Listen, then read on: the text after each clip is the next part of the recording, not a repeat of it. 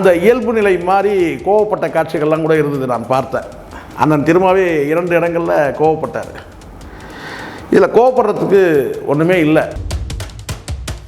ஒரு கேள்வி மக்கள் வாக்களித்த அந்த அந்த முறைக்கு எதிராக, மக்களுக்கு விரோதமாக தாவேகா ஆட்சிக்கு நீங்கள் ஆதரவு தந்திருக்கீங்களே.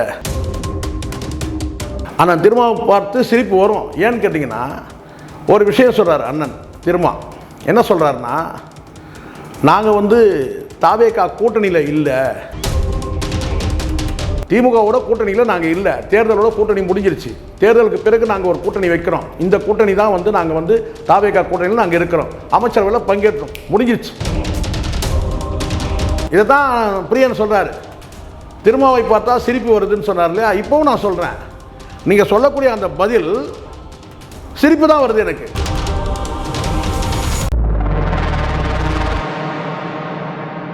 மெட்ராஸ் மெயில் நேயர்களுக்கு என் அன்பான வணக்கம்.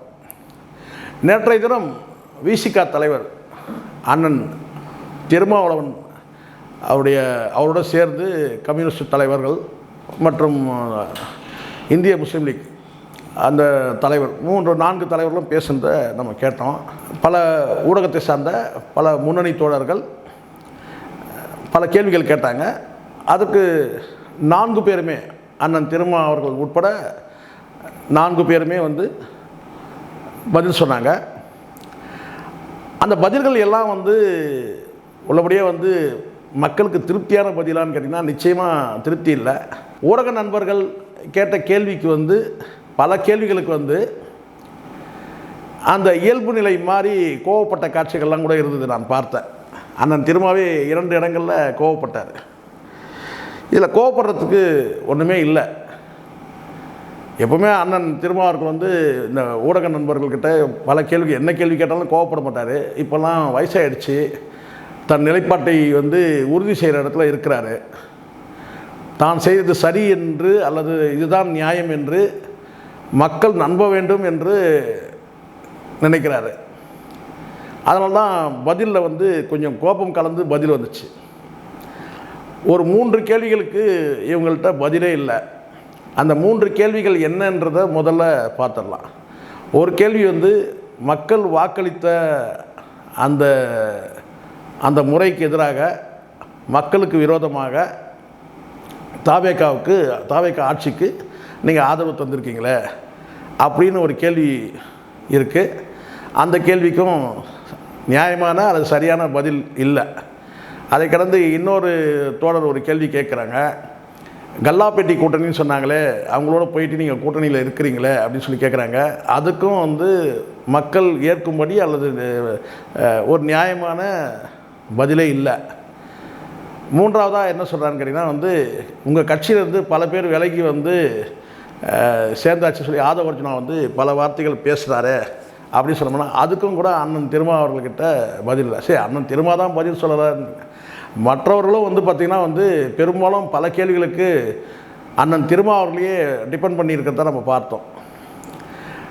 என்ன பேசினாலும் பார்த்திங்கன்னா முகத்தில் 4 பேர் முகத்திலே பார்த்திங்கன்னா ஒரு தெளிவற்ற நிலை இருந்தது. தங்கள் தரப்பு நியாயத்தை அந்த ஊடக நண்பர்கள் கேட்கக்கூடிய கேள்வி, அந்த கேள்விக்கு தட்டு தடுமாறி ஒரு பதில், அந்த பதிலை கேட்டு, அதாவது இந்த ஊடகத்தின் மூலமாக ஊடக நண்பர்கள் மூலமாக கேட்கக்கூடிய அந்த கேள்விக்கு ஊடகத்தின் மூலமாக பதிலளித்து, அந்த பதிலை பார்க்கக்கூடிய மக்கள் அல்லது கேட்கக்கூடிய மக்கள் திருப்தி அடையணுன்ற அந்த எண்ணம் அவங்கள்ட்ட இருந்ததை நான் பார்த்தேன். அது தப்பு ஒன்றும் கிடையாது. எல்லாரும் அப்படி தானே பண்ணுறது. கேட்குற கேள்விக்கு நம்ம ஏதாவது ஒரு பதிலை சொல்லி தான் ஆகணும். அந்த பதில் நாம் செய்த தவறை அல்லது முறையற்ற செயலை மக்கள் முன் காட்டி ஒரு குட் சர்டிஃபிகேட் வாங்கணும் தான் நினைப்பாங்க. அந்த வகையில் இவங்களுடைய பதில்கள் அப்படி தான் அமைஞ்சது. இதில் என்னென்னா, ஒரு விஷயம் மட்டும் கொஞ்சம் உறுத்தலாக இருக்குது. ஆனால் இவங்கெல்லாம் அந்த கம்யூனிஸ்ட் லீடர்களாகட்டும், அண்ணன் திருமாவாக இருக்கட்டும், இன்னும் முஸ்லீம் அவர் மூத்த தலைவர் தோழர் அவரும் சரி, இவங்க எல்லாருமே ஒரு விஷயத்தை மறந்துடுறாங்க. மீண்டும் நீங்கள் மக்களை போய் சந்திக்கணும், அப்படின்றத வந்து நீங்கள் மறந்துடுறீங்க. நான் சொல்கிறது அண்ணன் திருமாவர்களும் சேர்த்தே நான் சொல்கிறேன். மீண்டும் நீங்கள் மக்களை போய் சந்திக்கணும். மக்கள் நீங்கள் என்ன சொன்னாலும் வந்து இன்றைக்கி அறிவார்ந்த கூட்டம் இருக்குது. அன்றைக்கி இருந்தது வந்து பிரிண்ட் மீடியா, எல்லாத்தையும் மறந்துடுவாங்க. இன்றைக்கி டிஜிட்டல் மீடியா, டிஜிட்டல் புரட்சியே நடக்குது. எல்லாத்தையும் மக்கள் நோட் பண்ணிட்டு தான் இருக்கிறாங்க. ஒரு விஷயம் மட்டும் எனக்கு புரியவே இல்லை. இது எப்படி, என்ன மாதிரியான அரசியல் போக்குன்னு கூட எனக்கு தெரியல. அங்கே இருந்த ஊடக நண்பர்கள் கூட பார்த்திங்கன்னா ஒரு நெருடலாக இருந்தாங்க. ஏன்னா பிரியன் அவர்கள் பேசும்போது அந்த கேள்விக்கு பதில் சொல்லும்போது அண்ணன் திருமாவளவன் கோவப்பட்டார். அந்த கோவப்பட்ட உடனே வந்து பார்த்திங்கன்னா அங்கே இருந்த மற்ற ஊடகத்தை சார்ந்த மற்ற நபர்கள் எல்லாருமே ரொம்ப சாஃப்டான கண்டிஷன் போயிட்டாங்க. கிட்டத்தட்ட வந்து சைலண்ட் மோடுக்கு போயிட்டாங்க. அப்படி தான் சொல்லணும். ஒரு ஊடகத்தில் சந்தித்து கேள்வி கேட்டாக்கா அந்த கேள்விக்கு பதில் சொல்லுங்கள். ஒன்று, அந்த ஊடகத்தில் பதில் சொல்லும்போது நீங்கள் அந்த ஊடகத்தில் சார்ந்த அந்த தோழர்கள் வந்து இதுக்கு முன்னாடி சொல்ல கருத்துக்கு நீங்கள் அங்கே ரியாக்ட் பண்ணக்கூடாது. பிரியன் அவர்கள் பேசும்போது, அதாவது பிரியன் அவர்கள் குறித்து அண்ணன் திருமா பேசும்போது என்ன சொல்கிறாரு, பிரியன் கூட சொன்னார், திருமாவை பார்த்தா சிரிப்பு வருது அப்படின்னு சொன்னார் அப்படி சொன்னார். இங்கே பல ஊடகங்களில் பேட்டி கொடுக்கும்போது பல பேர் பல கருத்துக்கள் சொல்லியிருக்கிறாங்க. அதை நீங்கள் வந்து உங்களுடைய அந்த புத்தி கொண்டு போயிட்டீங்க, அந்த மூளை கொண்டு போயிட்டீங்க. இதுக்கு முன்னாடி பிரியன் என்ன சொன்னார், திருமாவை பார்த்தா சிரிப்பு வருதுன்னு சொன்னார். அந்த அவருடைய இந்த சொன்னால் அந்த நாலெட்ஜுக்கு அதை கொண்டு போயிட்டதுனால அப்போ இங்கே பேசும்போது என்ன சொல்கிறாருன்னா, பிரியன் கூட சொன்னார் திருமாவை பார்த்தா சிரிப்பு வருதுன்னு சொன்னார். அப்போது அடுத்த கேள்வி வந்து அண்ணன் திருமாவர்கள்கிட்டயே வந்து பிரியன் கேள்வி போடும்போது அந்த கேள்விக்கு வந்து பதில் சொல்லாமல் என்ன செஞ்சாருன்னா, நான் பணத்துக்கு ஆசைப்படுறோம் கிடையாது. அந்த துணியில் வந்து பார்த்திங்கன்னா வந்து குதிரை பேரம் நடந்ததுன்றது ஊருக்கே தெரியும். அது உங்ககிட்ட நடந்ததா, அந்த 4 பேர்கிட்ட நடந்ததா, எம்எல்ஏக்கள் அதிமுக எம்எல்ஏ கிட்ட நடந்தான்னு தெரியாது. ஆனால் குதிரை பேரம் நடந்தது ஊருக்கே தெரியும். ஆனால் அண்ணன் திருமா வந்து பார்த்தீங்கன்னா அதை பற்றி பேசும்போது என்ன செய்கிறாருன்னா, நாங்கள் எச்சரிக்கை கொடுத்தோம், அதை பண்ணோம் இதை பண்ணோன்றார். ஆனால் 4 எம்எல்ஏக்கள் ராஜினாமா பண்ணதில் குதிரை பேரம் இருக்குது. ஆனால் நீங்கள் வந்து பார்த்தீங்கன்னா வந்து சோபா வாங்கினீங்களா இல்லையான்றது வந்து பார்த்தீங்கன்னா அது வந்து ஒரு மக்கள்கிட்ட அது பேச்சாக தான் இருக்குது. ஆனால் அது குறித்து ஒரு கேள்வி கேட்கும்போது ஆவேசப்பட வேண்டிய அவசியமே இல்லை, கோபப்பட வேண்டிய அவசியமே இல்லை. இயல்பாக பதில் சொல்லலாம். ஏன்னா இங்கே எல்லாருக்கும் சகிப்புத்தன்மை இருக்குது. அதை விட அண்ணன் திருமா ஒரு விஷயம் சொன்னார். இதுதான் உச்சத்தில் இருக்கக்கூடிய வந்து அண்ணன் திருமா அவர்களை பார்த்து சிரிப்பு வருதுன்னு சொன்னார் இல்லையா. இப்போ ஒரு விஷயம் சொல்கிறேன் பாருங்கள், உள்ளபடியே சிரிப்பு வரும். அண்ணன் திருமாவை பார்த்து சிரிப்பு வரும். ஏன்னு கேட்டிங்கன்னா ஒரு விஷயம் சொல்கிறார் அண்ணன் திருமா. என்ன சொல்கிறாருன்னா, நாங்கள் வந்து தாவேகா கூட்டணியில் இல்லை, ஆதரவு மட்டும்தான் நாங்கள் சொன்னோம். ஆனால் அவங்க டவுட் பட்டாங்க. டவுட் பண்ணிவிட்டு எங்களை வந்து அமைச்சர் பதவி எங்களுக்கு கொடுத்தாங்க. அப்போ நாங்கள் வந்து அமைச்சர் பதவி வாங்கிட்டோம். ஆனால் நாங்கள் கூட்டணியில் இல்லை. இது எப்படி சார் இது? எனக்கு புரியல. அப்போது கூட்டணி என்னன்னு எனக்கு தெரியல. நீங்களே சொல்லுங்கள் தயவுசெய்து, யாருக்கா தெரிஞ்சால் சொல்லுங்கள். ஒரு அரசியல் கூட்டணினா என்ன? அது தேர்தல் கூட்டணி மட்டும்தான் அப்படின்னு சொல்கிறது அது வேறு. ஆனால் கூட்டணினா என்ன? தேர்தல் கூட்டணி நம்ம யாரும் சொல்கிறதே கிடையாது. கூட்டணி வைக்கும்போது இது வந்து 2026 தேர்தல் கூட்டணி அப்படின்லாம் சொல்கிறது கிடையாது. கூட்டணி தான் சொல்கிறாங்க காமனாக பொதுவாக.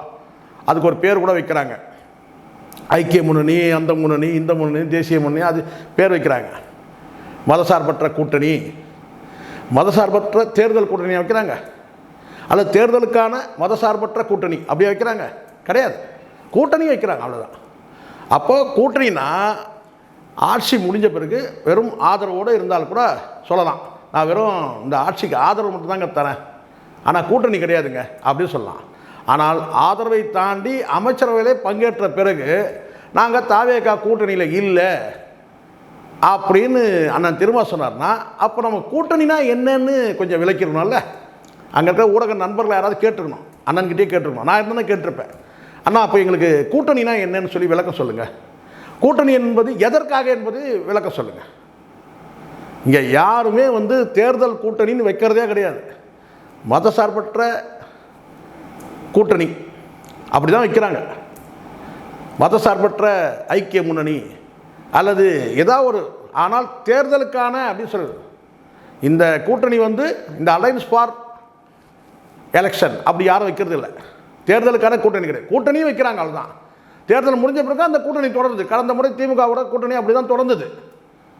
ஆனால் ஆதரவு மட்டும் இருந்தது, ஆட்சி அதிகாரத்தில் பங்கு இல்லை, கூட்டணியில் இருந்தாங்க. ஆனால் இப்போ என்ன சொல்கிறாரு அண்ணன் திருமா, ஆதரவு இருக்குது, ஆதரவை தாண்டி அவங்களுக்கு டவுட் வந்ததுனால நாங்கள் அமைச்சரவைக்கும் போயிட்டோம், ஆனால் கூட்டணி இல்லை. என்ன சார் இது? எனக்கு ஒன்றும் புரியல. யாராவது புரிஞ்சவங்க இருந்தாலும் நீங்கள் சொல்லுங்கள். அப்போ நான் இந்த இடத்துல அண்ணன் திருமா விளக்கணும். கூட்டணினா என்ன? கூட்டணி என்பது எதற்கு சொல்லணுமா இல்லையா? வித்தியாசமாக நீங்கள் ஒரு வினோதமான அரசியல் போக்கெல்லாம் கொண்டு வந்து மக்கள்கிட்ட திணிக்கக்கூடாது. மக்கள் எல்லாருக்கும் தெரியும் என்ன நடக்குதுன்னு, எல்லாருக்கும் தெரியும். புதுசாக ஒரு ஃபார்முலா கண்டுபிடிச்சிருக்கிறாரு அண்ணன் திருமா. என்னன்னு கேட்டிங்கன்னா, ஆதரவு, அமைச்சரவையில் பங்கு, ஆனால் கூட்டணி இல்லை. இது எப்படி இருக்கு? இன்றைய தினம் கூட்டணி இல்லை. வெளிப்படையாக என்ன சொல்லணும்? நாங்கள் திமுகவோட பயணித்தோம், தேர்தலோட கூட்டணி முடிஞ்சிருச்சு, இப்போ நாங்கள் தாவேகாவோட கூட்டணியில் இருக்கிறோம், ஆட்சி அதிகாரத்தில் பங்கில் இருக்கிறோம், முடிஞ்சிருச்சு, அவ்வளோதான். இதுதான் சரி. நீங்கள் அந்த முடிவு மக்கள் எண்ணத்துக்கு விரோதமாக இருந்தால் கூட அது மக்கள் பார்த்துக்க போகிறாங்க அடுத்த தேர்தலில். ஆனால் இப்போ உங்களுடைய நிலைப்பாடு என்ன? இப்படி ஒரு நிலைப்பாடு இருக்குமா? ஆதரவை தாண்டி அமைச்சரவையில் பங்கேற்பு, ஆனால் கூட்டணியிலே இல்லை. வித்தியாசமாக இருக்கு பாருங்க. இது சொல்லுவாங்க இல்லையா, தங்களை தாங்களே புத்திசாலின்னு நினச்சக்கூடாது. அண்ணன் திருமாவர்களும் சேர்த்தே நான் சொல்கிறேன். மக்கள் யாரும் முட்டாள் கிடையாது. ஏதாவது ஒரு நிலைப்பாடை எடுங்க, தெளிவாக எடுங்க. இந்த ஊசலாட்டமே வேண்டாம். திமுகவோட கூட்டணியில் நாங்கள் இல்லை, தேர்தலோட கூட்டணி முடிஞ்சிருச்சு, தேர்தலுக்கு பிறகு நாங்கள் ஒரு கூட்டணி வைக்கிறோம், இந்த கூட்டணி தான் நாங்கள் தாவேகா கூட்டணியில் நாங்கள் இருக்கிறோம், அமைச்சரவையில் பங்கேற்றோம், முடிஞ்சிருச்சு. இதுதான் கிளியர். எதுக்கு இந்த ஊசலாட்டம்? நீங்களும் ஊசலாடுறீங்க, உங்கள் கூட சேர்ந்து அந்த கம்யூனிஸ்டுகளும் பார்த்தீங்கன்னா ஆடுறாங்க. ஆளாளுக்கு 2 எம்எல்ஏ வச்சுக்கிட்டு நீங்கள் மக்கள்கிட்ட புதுசாக ஒரு அரசியல் இலக்கணத்தை சொல்கிறீங்க. அதை யாராவது கேள்வி கேட்டாங்கன்னா நீங்கள் கோவப்படுறீங்க. இதெல்லாம் எப்படி இருக்கும்? நியாயமாக இருக்கான்னு பாருங்கள். நான் எப்பவுமே நியாயமாக நேர்மையாக பேச நினைப்பேன். அதனால தான் இது போன்ற கூட்டங்களுக்கெல்லாம் நான் வர்றதில்லை. சில பேர் அழைப்பாங்க, இங்கே இந்த தலைவர் நேர்காணல் கொடுக்குறாங்க, எதுக்கு அங்கே போய் உட்காரணும்? நம்ம ஒரு நியாயமாக நேர்மையாக பிரியன் போன்றவர்கள் தான் ரொம்ப நேர்மையான மனிதர்கள், ஒரு ஐடியாலஜி சார்ந்து இருக்கலாம், ஆனால் கேள்விகள் நியாயமாக இருக்கும். இதை தான் பிரியன் சொல்கிறாரு. திருமாவை பார்த்தா சிரிப்பு வருதுன்னு சொன்னார் இல்லையா? இப்போவும் நான் சொல்கிறேன், நீங்கள் சொல்லக்கூடிய அந்த பதில் சிரிப்பு தான் வருது எனக்கு. ஆதரவு, ஆட்சியில் பங்கேற்பு, ஆனால் கூட்டணி இல்லை. இது எப்படி இருக்குது? இதை கடந்து ஒரு விஷயம் சொல்கிறீங்க, அதுதான் இங்கே இன்னொரு விஷயம் அண்ணன் திருமா சொல்லுது. இது எப்படி இருக்குன்னு பாருங்கள். அவங்களுக்கு ஆதரவுன்னு சொல்லும் போது ஒரு டவுட் இருக்குது, நாங்கள் வெளியேறிடுவோம்னு சொல்லிட்டு, அதனால் பார்த்தீங்கன்னா அமைச்சரவை பங்கேற்க சொன்னாங்க, நாங்களும் அமைச்சர் பதவி ஏற்றுக்கிட்டோம் அப்படின்னு சொல்லிட்டு, அதுக்கப்புறம் என்ன சொல்கிறாரு, ஒரு கேள்விக்கு பதில் என்ன சொல்கிறாருன்னா, அந்த பதிலோடு சேர்ந்து நாங்கள் எப்போ வேணாலும் டிட்டாச் ஆகிடுவோம், எப்போ வேணாலும் நாங்கள் இந்த அட்டாச்மெண்ட்டை துண்டிச்சுப்போம், அதான் டிட்டாச் ஆகிடும்னு சொல்கிறார். எப்போ வேணாலும் அந்த அரசுக்கு வழங்கக்கூடிய அந்த ஆதரவை நாங்கள் வாபஸ் வாங்கிப்போம் அப்படின்னு அவர் சொல்கிறார். அப்போ நான் கேட்குறேன், இப்போ மட்டும் என்ன அக்ரிமெண்ட்டாக இருக்குது? இப்போவும் சந்தேகம் வராதா அவங்களுக்கு? தாவேகா தரப்பு சந்தேகம் வராதா? ஆதரவு கொடுத்து அமைச்சர்களை பங்கேற்ற பிறகு கூட எப்போ வேணாலும் இவங்க கிளம்பிடுவாங்கன்ற அந்த சந்தேகம் அவங்களுக்கு இருக்காதா? சந்தேகம் பண்ணால் எப்போனாலும் சந்தேகப்பட்டுட்டே இருக்கலாம். நம்பிக்கை தான் இங்கே வாழ்க்கை. கணவன் மனைவி கூட எப்போ வேணாலும் விவாகரத்து பண்ணிக்கலாம், எப்போ வேணாலும் ஐயோ அடுத்த மாதம் பண்ணிப்பாங்களா, 10 நாளில் பண்ணிப்பாங்களா, எப்போ வேணாலும் விவாகரத்து பண்ணலாம். ஆனால் நம்பிக்கை தான் வாழ்க்கை. சாப்பாடு போட்டால் கூட மனைவி சாப்பாடு போட்டாங்கன்னா ரைட், இதில் எதுவும் கலந்துருக்காது அப்படின்னு நம்பிக்கையில் தான் சாப்பிட்றோம். நாமளும் ஒரு பொருள் ஒரு இனிப்பு பண்டாரம் வாங்கிட்டு போகிறோன்னா, வீட்டுக்கு வாங்கிட்டு போகிறோன்னா ஒரு நம்பிக்கை தான். எல்லாருமே இங்கே நம்பிக்கையில் தான் ஓடிக்கிட்டு இருக்கு. யாரும் இங்கே அக்ரிமெண்ட்லாம் கிடையாது. இத்தனை ஆண்டு காலம் திமுகவோட கூட்டணியில் இருந்தீங்களே, அங்கேருந்து வெளியேறிட்டீங்களே, அப்போ தெரியாதா தாவேக்கால இருக்கிறவங்களுக்கு? இத்தனை ஆண்டு காலம் கூட்டணியில் இருந்த அந்த அந்த இதை சொல்கிறேன்னா, அந்த கூட்டணியை முறிச்சிக்கிட்டு நீங்கள் வெளியேறி கொடுக்குற ஒரு ஆதரவு தரீங்கன்னு சொன்னால், அப்போ எது நிலையானதுன்னு தெரியாது அவங்களுக்கு, எதுவுமே நிலையற்றது. அதுதான் நீங்கள் சொல்கிறீங்க, எப்போ நாங்கள் டிட்டாச்சு ஆகிடுவோம், ரைட். அப்போ எதுக்கு அந்த ஆதரவில் டவுட் பட்டாங்க அப்படின்னு சொல்கிறது? எதுக்கு ஆதரவில் டவுட் பட்டாங்க? அமைச்சரவையில் பங்கேற்றாங்க, டவுட் வராதா? அப்போ இப்போ கூட தான் நீங்கள் சொல்கிறீங்க நான் டிட்டாச் ஆகிடும் சொல்கிறீங்கல்ல. நியாயமான நேர்மையான கருத்து இல்லை. அதனால் பிரியன் அவர்கள் சொன்னது சிரிப்பு வருதுன்னு நீங்கள் சொன்னது அவர் எதுக்காக அவர் சொன்னார்ன்றது எனக்கு அடுத்த கேள்வி அடுத்தது. ஆனால் அதே சமயத்தில் நீங்கள் சொன்ன பதில்கள் உண்மையிலேயே வந்து பார்த்தீங்கன்னா மக்கள் சிரிக்கும்படியாக தான் இருந்துச்சு. ஆட்சி அதிகாரத்தில் பங்கேற்ற பிறகு நாங்கள் வந்து கூட்டணியில் இல்லைன்னு சொன்னீங்க பார்த்தீங்களா, தாவேகா கூட்டணியில். இது வந்து மிகச்சிறந்த ஒரு நகைச்சுவையாக தான் மக்கள் பார்க்குறாங்க. நன்றி, வணக்கம். விடுதலை சிறுத்தைகளால் எப்பொழுதும் தமிழக வெற்றி களத்துக்கு எந்த விதமான ஆபத்து வராது.